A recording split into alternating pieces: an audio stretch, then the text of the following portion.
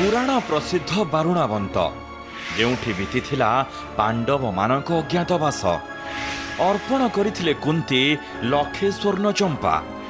ସେହି ବାରୁଣାବନ୍ତ ଯେଉଁଠି ପଡ଼ିଥିଲା ଶ୍ରୀ ଗଣେଶଙ୍କ କଟାମୁଣ୍ଡ, ଯେଉଁଠି ପତି କାମଦେବଙ୍କ ମୁକ୍ତି ପାଇଁ ଗଜାନନଙ୍କୁ ଗୁହାରି କରିଥିଲେ ଯୌବନର ନାୟିକା ରତି। ବାରୁଣାବନ୍ତର ସେ ପ୍ରାଚୀନ ମନ୍ଦିର ଯାହାର ନିର୍ମାତା ଥିଲେ କେଶରୀ ବଂଶର ରାଜା। ଏବଂ ଏହା ହେଉଛି ସେହି ବାରୁଣାବନ୍ତ ଯେଉଁଠି ପଞ୍ଚଦେବଙ୍କ ମହାମିଳନ କ୍ଷେତ୍ରରେ 12 ଘଣ୍ଟା ବିତାଇଥିଲା ବିଶ୍ୱାସ ଅବିଶ୍ୱାସ ଅନ୍ଧବିଶ୍ୱାସ ଟିମ୍।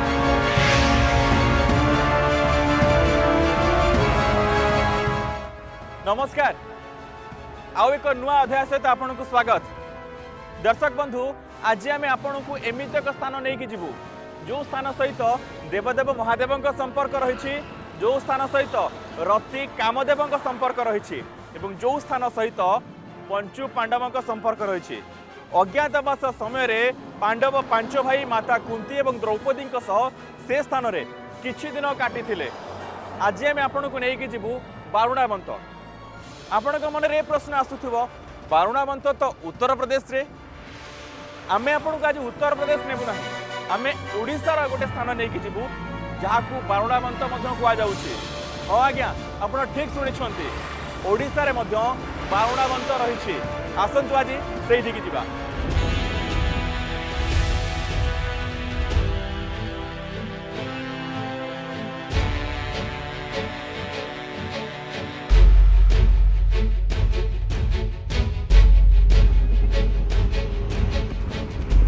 सकाळ 6 भुवनेश्वर छाड़ीथिला विश्वास अविश्वास अंधविश्वास टीम। कटक कटक रु चंडीखोल, चंडीखोल रु सेही जगह जोठी पहुंचबार आम लक्ष्य थिला। सेठी पहुंचबाकू आमको पाखापाखि 1.5 घंटा समय लागिथिला।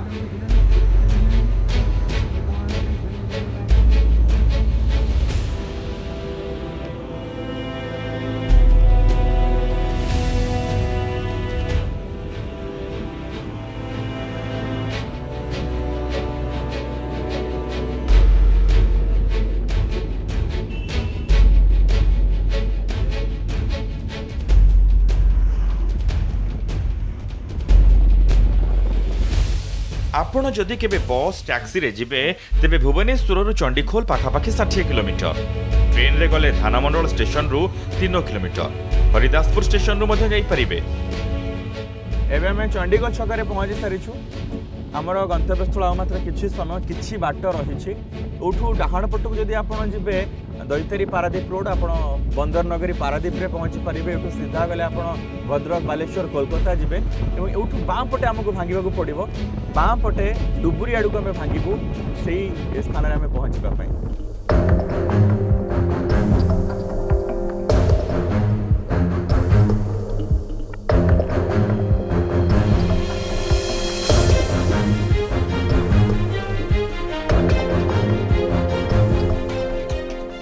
आमे प्रथम जो आपण को बारुणावंत विषय सूचना देइथिलु, आमे से बारुणावंत पाखापाखि पहुंची सारिछु। एउठू आरंभ होउछि महाविनायक संरक्षित जंगल। ए बनखंड एउठू आरंभ होउछि। एबे आसुन सेठी कि जिबा।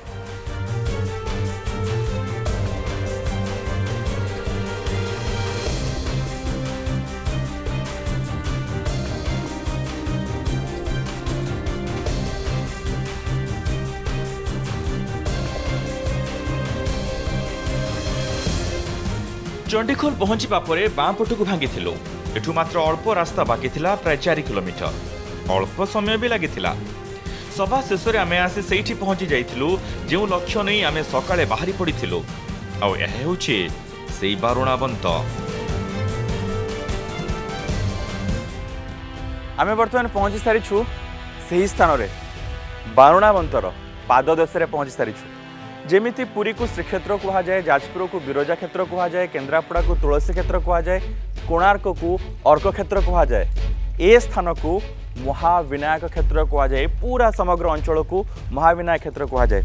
एठी सब व्यवस्था होइछि, पाद टिके धोइबा, टिके शौच हेबा एवं तापरे महाविनायक दर्शन करिबा।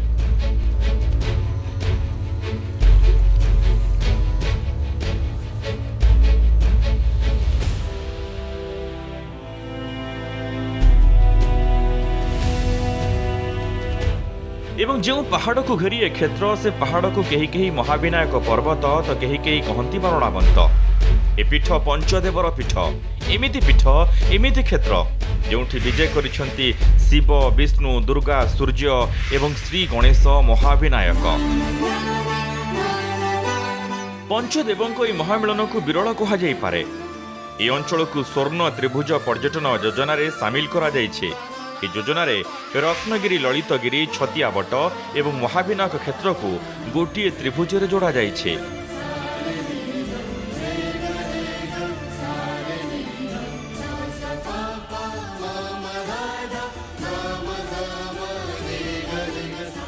सबुठु बड़ कथा खूब आखि लोभा मन मताणिया और चमत्कार एठाकार प्राकृतिक परिवेश।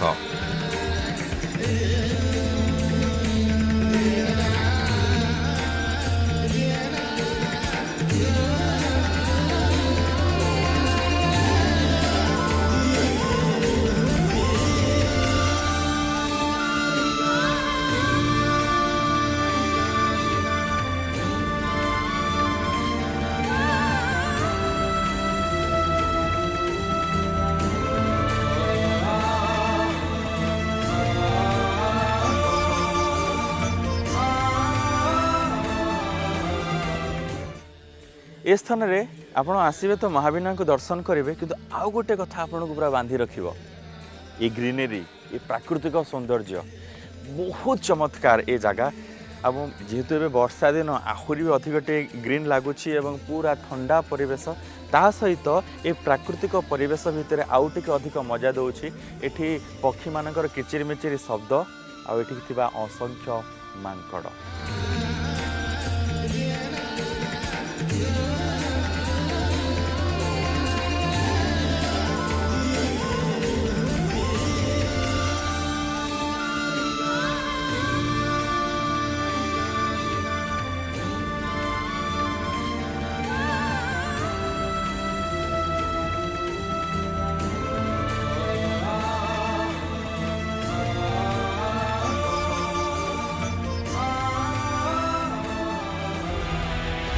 एबे से पौराणिक ऐतिहासिक बरणाबंत जोठी आद्यदेव महाविनायक विजय करिसेंती सेई पहाड़ उपरको जिबा उपरको जिबा पय मात्र किछि पहाच रहिछि आ उपरे पहुँचवा परे पूरा परिवेश खूब नियारा नियारा ही लागुथिला। आ एई से मंदिर जोठी पूजा पाउछंती महाविनायक ऐतिहासिक दस्तावेज को नहीं आमे खोलताड़ करूनाहु किंतु या तो कहती कि द्वादश शताब्दी रे केशरी राजांको शासन काल रे एई मंदिर निर्माण करा जायथिला। एहापरे एही क्षेत्र दर्पणी राजांकर स्वतंत्र क्षेत्र भाव मान्यता पाइथिला जो दर्पणी गढ़ एबे भी दूर भी रही। कई या भी कहती कि 800 कि 900 वर्ष नुहे 500 वर्ष तले यह मंदिर निर्माण करथिले राजा प्रतापरुद्र देव। तेबे आमे पुणी से कथा दोहराउछु कि एई जे बरणाबंत पहाड़ उपरे महाविनायक पीठ या काहींकी विरल काहींकी अलगा काहींकी भिन्न कारण एठी भिन्नतार एकता। गोटे पीठरे 5 देवता पंचदेव शिव विष्णु दुर्गा सूर्य एवं श्री गणेश महाविनायक।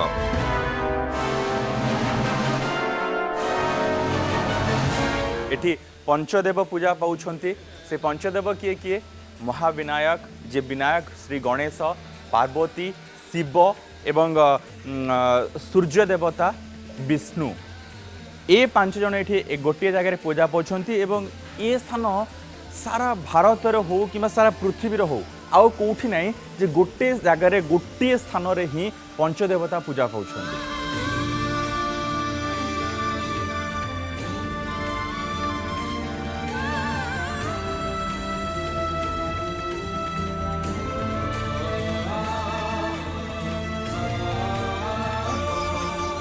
इतिहास को छाड़ी जदि आमे पौराणिक किंवदंती कथा कहिबा तेबे कामदेवଙ୍କ मुक्ति पई एठी काळे गणनाथଙ୍କୁ प्रार्थना करिथिले रति देवी कारण पति कामदेव महादेवଙ୍କ पाखरे बंदी थिले।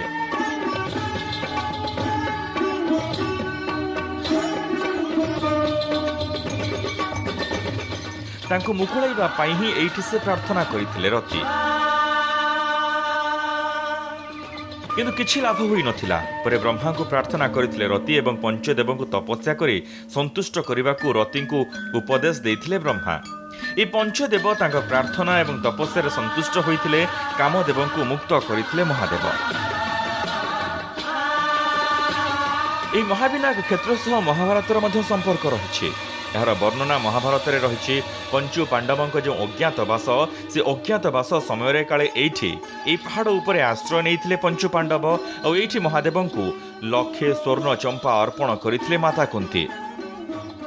এই মহাবিনায়ক পীঠ সারা পৃথিবীপৃষ্ঠর অন্যতম ক্ষেত্র। এটি বিশেষ করে গণেশଙ୍କ সহিত শিব বিষ্ণু ভাস্কর পার্বতী এক শক্তিরে পূজা পাতে। কারণ এই গোটে আশ্চর্যকর ঘটনা যে কি এক শক্তিরে কেমতি পঞ্চদেবতা পূজা পাইলে। এ মহাভারত যুদ্ধ সময় মহাভারতর যুধিষ্ঠির মহাপ্রভু যেতবে রাজ্য ফেরি পাইবা শ্রীকৃষ্ণ পচারিলে যে আউ কণ কলে আমি রাজ্য ফেরি পাইবা। তেণু শ্রীকৃষ্ণ কহিলে যে কি ভাদ্রব শুক্ল চতুর্থীরে গণেশଙ୍କ সহিত শিব বিষ্ণু ভাস্কর পার্বতীଙ୍କୁ এককালীন ପୂଜା କଲେ ସର୍ବକାର୍ଯ୍ୟ ସିଦ୍ଧି ହୁଏ। ଆଉ ଏ କ୍ଷେତ୍ର ନା କାହିଁକି ମହାବିନାୟକ? ଏ ନେଇ ଲୋକକଥା ଏୟା, ଜନଶ୍ରୁତି ଏୟା, କିମ୍ବଦନ୍ତୀ ଏୟା, ବିଶ୍ୱାସ ଏୟା କି ଯେତେବେଳେ ମାତା ପାର୍ବତୀ ରହୁଥିବା ଗୁମ୍ଫା ଭିତରକୁ ମହାଦେବଙ୍କୁ ଛାଡ଼ି ନଥିଲେ ଗଣେଶ, ସେତେବେଳେ କ୍ରୋଧରେ ଉଗ୍ର ହୋଇଥିଲେ ମହାଦେବ। ଉଭୟଙ୍କ ଭିତରେ ଯୁଦ୍ଧ ହୋଇଥିଲା ଆଉ ଏହି ଯୁଦ୍ଧରେ ଗଣେଶଙ୍କ ମୁଣ୍ଡ କାଟି ଦେଇଥିଲେ ମହାଦେବ ଶିବ। ଆଉ ଶ୍ରୀ ଗଣେଶଙ୍କ ସେହି ଛିନ୍ନ ମସ୍ତକ କଟା ମୁଣ୍ଡ ପଡ଼ିଥିଲା ଏଇଠି ଏଇ ବାରୁଣାବନ୍ତରେ। ବାରୁଣାବନ୍ତ ପର୍ବତ ମଧ୍ୟରେ ପାର୍ବତୀ ମାନେ ଯୋଗାଭ୍ୟାସ କରୁଥିଲେ। ଗଣେଶଙ୍କୁ ଏ ଜାଗାରେ ତାଙ୍କର ଦ୍ୱାର ଦେଶରେ ଜଗେଇଥିଲେ। ଶିବ ଯେତେବେଳେ ଏ ଜାଗାକୁ ଆସିଲେ ଶିବ ଗଣେଶ ଛାଡ଼ିଲେ ନାହିଁ। ତେଣୁକରି ଶିବ ତାଙ୍କୁ ହତ୍ୟା କରିକିରି ସେ ଯେତେବେଳେ ଭିତରକୁ ଗଲେ ପାର୍ବତୀ ସେତେବେଳେ କହିଲେ ପୁଅ ମୋର କାହିଁ। ତେଣୁକରି ସେ ଯେତେବେଳେ ଜାଣିପାରିଲେ ମୋର ପୁଅ ବୋଲିକିରି ସେ ମୁଣ୍ଡକୁ ଆଣିକିରି ଏଠାରେ ଲଗେଇଲେ। একথা কেতে সত কেতে কল্পনা কেতে বাস্তব তার কৌশি প্রামাণিক তথ্য তো আম পাখে না, কিন্তু বিশ্বাস তো এয়া কি সেবেঠারু কালে এই স্থান হয়েগলা মহাবিনায়ক ক্ষেত্র। পৃথিবীর ছাত পামির ভଳି মহাবিনায়ক ক্ষেত্রକୁ ঢাঙ্কি রখিছি প্রাকৃতিক সৌন্দর্য। পাহাড় রয়েছে, জঙ্গল রয়েছে, ঝরଣା বহুছি, মালমাল মাଙ୍କଡ଼ এবং পক্ষীଙ୍କ কলরব পরিবেশକୁ মধুময় করে তোলিছে। বারুণাবন্তের এই পাহাড় উপরে বিজিত বিদিত মহাবিনায়কଙ୍କୁ নেই আহুরি কিংবদন্তী মধ্যে রয়েছে, যাহা কালানুসারে লোককথা লোক কাহিনীরে বদলি যাইছে। মহাবিনায়ক পীঠକୁ ନେଇକି ଆହୁରି ଏମିତି ଅନେକ କଥା ରହିଛି। ହୁଏତ ଆପଣ ଜାଣିଥିବେ, କିଛି କଥା ଆପଣ ଜାଣିନଥିବେ, ଯେଉଁ ବିଷୟରେ ଆମେ ଆଜି କଥା ହେଉଛୁ। এই স্থান সহিত আহুরি অনেক অলৌকিক ঘটনা রয়েছে, আহুরি অলৌকিক কথা রয়েছে। আউ কিছু সেমিতি কিছু কথা রহি যাইছি যেটা সমস্তে জানি নথিবে। নাই মহাবিনায়ক মন্দির হচ্ছে আপনার বহুত মানে 100 বর্ষর ঊর্ধ্ব বর্ষর মন্দির। আর কিছু ইতিহাস না, লিখিত আকারে কিছু ইতিহাস না, কিন্তু পৌরাণিক মত কিছু রয়েছে এটি। যেটিকি প্রভু যেটি পূজা পাচ্ছেন সেটা বাছুরি বিহীন গাই, সেতবে রজাঙ্ক সময় গোটে বাছুরি বিহীন গাই চরিବାକୁ ହିଁ আসে এইঠিকি। এই জায়গায় প্রভু যে জায়গায় বিরাজমান করে সে জায়গাକୁ আসে। তাপরে আস্তে আস্তে সে বাছুরি বিহীন গাইর চিররু ক্ষীরস্রবে। এইসব জিনিস হেলাপরে সেতবে গাইয়াল আসନ୍ତି গাই জগিয়া পাই। সে তো দেখিলে প্রথমে এসব জিনিস হেলা, অলৌকিক জিনিস গোটে হেলা। সে আমার রজাঙ্কু এই জিনিস কহিলে, কহিলা পরে এই জিনিস আস্তে আস্তে প্রচার প্রসার হেলা। রজা মধ্যে আসি পৌঁছিলে এটি, এই জায়গাକୁ খনন কার্য করাগলা। এমতি হেলা পরে রক্তস্রাব হেলা। সমস্তে জানিলে সেতবে জনা নথিলা যে এটি কোন কিছু ଅଛି ବୋଲି ଜଣା ନଥିଲା। ତାପରେ ଏମିତି ହେଲା ପରେ ପ୍ରଭୁଙ୍କର ଖୋଳା କଲା ପରେ ଗଣେଶଙ୍କର ଛିର୍ଣ୍ଣମସ୍ତକ ଭଳିଆ ବାହାରିଲା ବହୁତ। ତାପରେ ପଞ୍ଚଦେବତାଙ୍କର ଆସ୍ତେ ଆସ୍ତେ ସେ ଶକ୍ତି ଯେଉଁ ପଥର ମୂର୍ତ୍ତି ସେ ଆସ୍ତେ ଆସ୍ତେ ବଢ଼ିବାକୁ ଲାଗିଲା। ଗଣେଶଙ୍କର ମୁଖାକୃତି, ଶିବ ମଧ୍ୟ ରହିଲେ, ମା ପାର୍ବତୀ, ସୂର୍ଯ୍ୟନାରାୟଣ ସମସ୍ତେ ଗୋଟେ ଶକ୍ତିରେ ରହିଲେ। ସେବେଠୁ ମନ୍ଦିର ଆରମ୍ଭ ହେଲା ଧୀରେ ଧୀରେ ବିନାୟକଙ୍କ ନାଁରେ ପୂଜା ପାଉଛି। ଆମର ଓଡ଼ିଶାର ଯେଉଁ ପଞ୍ଚକ୍ଷେତ୍ର ଅଛି ଇଏ ବିନାୟକ କ୍ଷେତ୍ର ରୂପେ ପୂଜା କରାଯାଉଛି। ଦର୍ଶକ ବନ୍ଧୁ, ଇଏ ଗୋଟେ ନୂଆ କଥା ଆପଣ ବୋଧ ହୁଏ ଆଜି ଜାଣିବାକୁ ପାଇଥିବେ ଯେ ଗୋଟେ ଗାଈଟେ ଆସୁଥିଲା, ଏଇଠି ତାର କ୍ଷୀରସ୍ରାବ ହେଉଥିଲା। ଗାଈ ଦେଖିଲେ, ରାଜାଙ୍କୁ କହିଲେ, ତାପରେ ଖୋଳା ହେଲା, ତାପରେ ମନ୍ଦିର ଧୀରେ ଧୀରେ ବଢ଼ିଛି। ଏବଂ ବର୍ତ୍ତମାନ ଯେଉଁ ଦେଖୁଛନ୍ତି ଆପଣ ମନ୍ଦିରର ଆକୃତି ଦେଖୁଛନ୍ତି, ପାରିପାର୍ଶ୍ୱିକ ସ୍ଥିତି ଦେଖୁଛନ୍ତି, ସେବେଠୁ ରାଜାଙ୍କ ଅମଳରୁ କାମ ଚାଲିଛି। ଏବେ ବି ଏ ସ୍ଥାନରେ ଉନ୍ନତିକରଣ କାମ ଜାରି ରହିଛି। ଆଉ କିଛି ମଧ୍ୟ ଟିକେ ଟିକେ ବାକି ଅଛି ଯେଉଁଟା ହେବା ନିହାତି ଜରୁରୀ। କିନ୍ତୁ ମହାବିନାୟକ ଏମିତି ଜଣେ ଦେବତା, ସିଦ୍ଧ ବିନାୟକ ଏମିତି ଜଣେ ଦେବତା ଯାହା ଏଠିକାର ପଣ୍ଡିତ ମାନେ କହୁଛନ୍ତି, ଏଠିକାର ବ୍ରାହ୍ମଣ ମାନେ କହୁଛନ୍ତି, ଯଦି ଆପଣ ଏଠି କିଛି ମାନସିକ କରୁଛନ୍ତି ସେ ମାନସିକ ନିହାତି ରୂପେ ଆପଣଙ୍କର ପୂରଣ ହେବ। पंचदेवर ए पीठ केवल पौराणिक नुहे ऐतिहासिक तथ्य भरपूर हो रही मंदिर निर्माण और निर्माण शैली कथा जदि कहबा तेबे केशरी वंशर कौन राजा द्वारा यार निर्माण करा जायथिबा अनुमान करा जाउछे आ कारण मध्य रहिछे।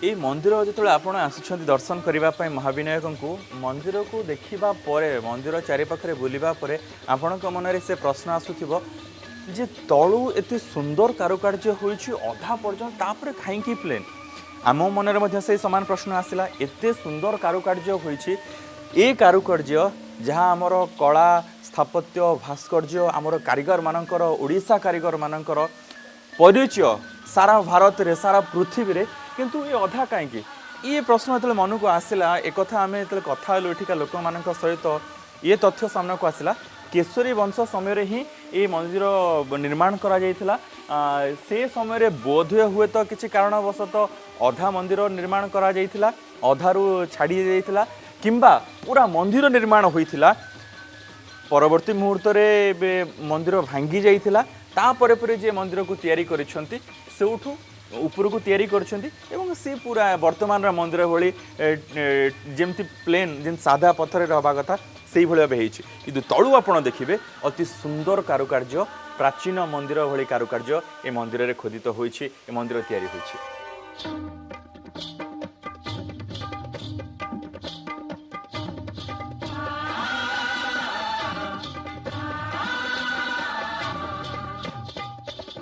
वर्तमान सुधा जहाँ जहाँ आम आपण पाखे तथ्य उपस्थापन करूँ महाविनायक को नहीं हुए तो आपड़ किसी जानी किसी अजना थिले महाविनायक को दर्शन कर सारिबा परे आमे वर्तमान पहाड़ ऊपर को जाऊँ सेठी अच्छी माँ बनदुर्गा बनदुर्गा महाविनायक सहित सेमती किसी संपर्क ना कि माँ भी बहुत पुराना बहुत प्राचीन बहुत प्रत्यक्ष माँ डाकिले ये ओ करती पहाड़ शिखर रे मंदिर बनदुर्गा मंदिर जहाँ आउ एक आकर्षण ए मंदिर को जीवाक हेले चढ़ाक पड़ो पहाच पर पहाच कारण ए मंदिर थिला 540 फुट उपरे सतरे कष्टसाध्य कष्टकर क्लांतिकर जेकोसी भक्त श्रद्धालु दर्शनार्थी की पर्यटक चाहिए महाविनायक मंदिर पहाच चढ़ी बनदुर्गा मंदिर को जाइपारे नहले एबे तो पहाड़ उपर को पक्का रास्ता जे कहीं चाहिए टैक्सी ऑटो कि बाइक रे मध्य जाइपारे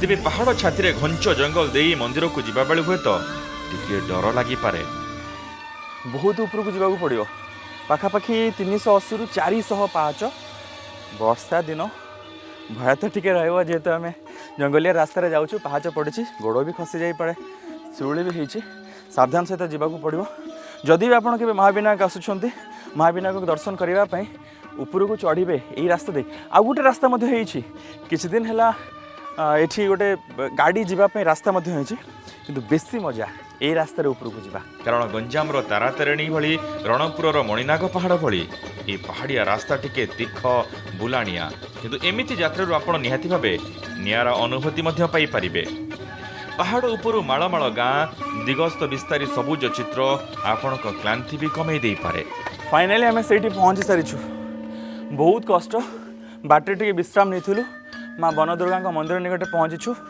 400 पाहाच एत इजी नुहे ये रास्तार आसवा सावधान आसवे आप आसिले मंदिर परिसर में जितेबाला पाद देवे एक प्रकार आध्यात्मिकता बोध आपण को हजईदेव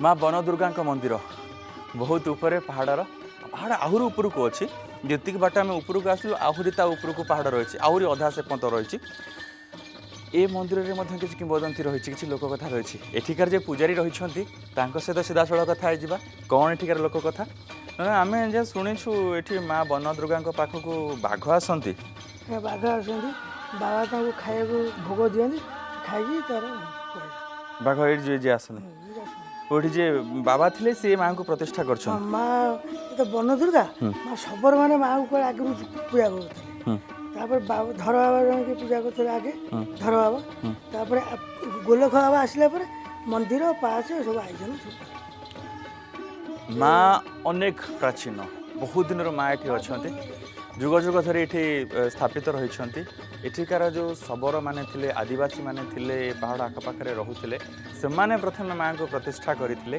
माँ को पूजा करुले तापर जड़े साधु जड़े बाबा सी आसिले ये माँ को सी तापर पूजा कले और से समय लोक कथा शुणा मिले जे बाघ एठिक आसती माँ पाखक जी बाबा पूजा करुले से जो प्रसाद माँ पाखे लगी हुए बाघ को दियंती बाघ खाए एवं चली जाए। बारुणाबंतरे 12 घंटा पूरा मात्र किछि समय बाकी थिला।